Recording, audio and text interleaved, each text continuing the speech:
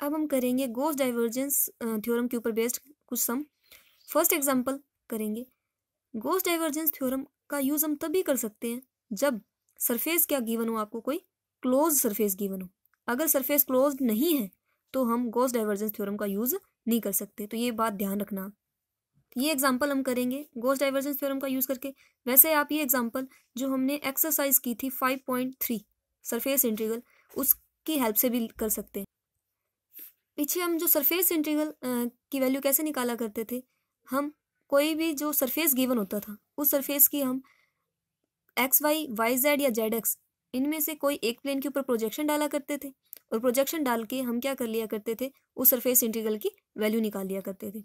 तो ये क्वेश्चन आप उस वे से भी कर सकते हो, और दूसरा मेथड है गॉस डाइवर्जेंस थ्योरम का यूज करके। तो फिलहाल हम गॉस डाइवर्जेंस थ्योरम का यूज करके करेंगे। According to Gauss divergence theorem,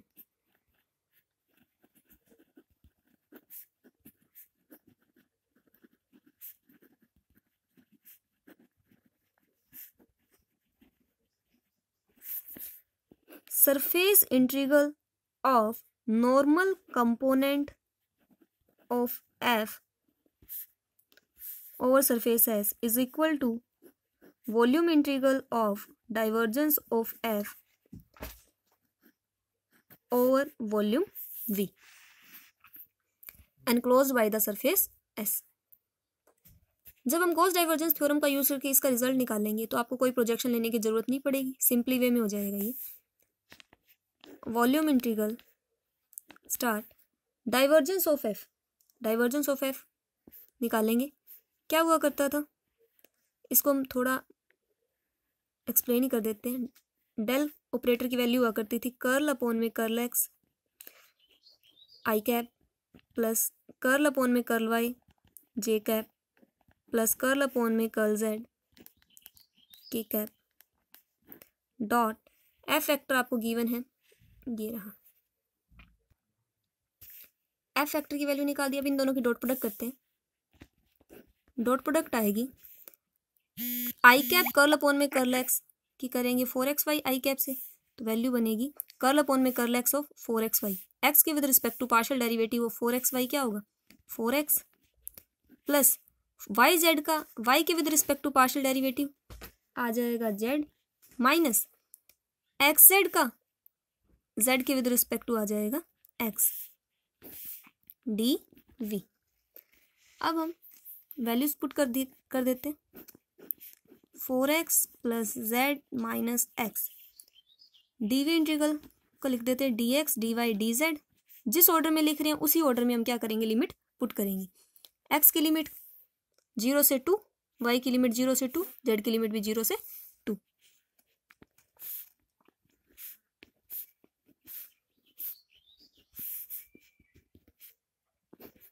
सबसे पहले इंटीग्रल करते हैं एक्स के विद रिस्पेक्ट टू।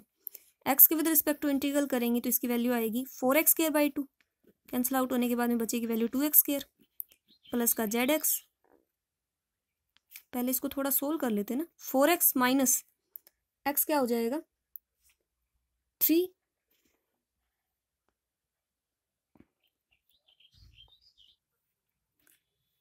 अब हम क्या करते हैं, इसका डॉट प्रोडक्ट लेते हैं। डॉट प्रोडक्ट करेंगे तो एक्स के with respect to partial derivative करेंगे 4xy का, 4xy का एक्स के with respect to partial derivative हो जाएगा 4y, वाई जेड का वाई के विद रिस्पेक्ट टू हो जाएगा z, और माइनस ऑफ एक्स जेड का z के with respect to partial derivative हो जाएगा माइनस एक्स। फिर हम इनकी लिमिट पुट कर देते हैं एक्स वाई जेड की, डी वी को कन्वर्ट कर देते हैं D x D Y D z में, और एक्स वाई जेड की लिमिट पुट कर देते हैं। एक्स की लिमिट होगी 0 से 2, वाई की भी 0 से 2 और जेड की भी 0 से 2। तो फर्स्ट ऑफ ऑल हम इंटीग्रेट करेंगे with respect to x. 4y का एक्स के विद रिस्पेक्ट टू इंटीग्रेशन हो जाएगा 4xy, जेड का हो जाएगा जेड एक्स, और माइनस एक्स का हो जाएगा माइनस एक्स स्क्वायर बाई 2, और लिमिट पुट कर देंगे 0 से 2। 0 से 2 लिमिट पुट करेंगे, एक्स की जगह 2 पुट करेंगे तो वैल्यू बन जाएगी 8y प्लस 2z माइनस 2 का स्क्वायर हो जाएगा 4, 4 अपॉन में 2 यानी कि 2 डी वाई डी जेड।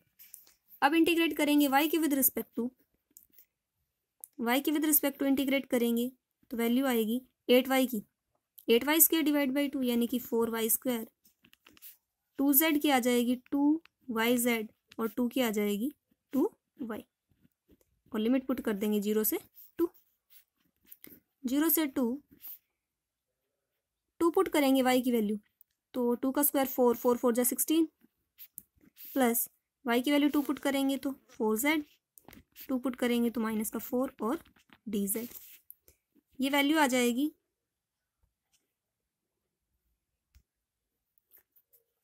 16 में से 4 गए 12 4z बच जाएगा साथ में 12 का इंटीग्रेशन हो जाएगा z के विद रिस्पेक्ट टू 12z और 4z का हो जाएगा 4z² डिवाइड बाई 2 यानी कि 2z²।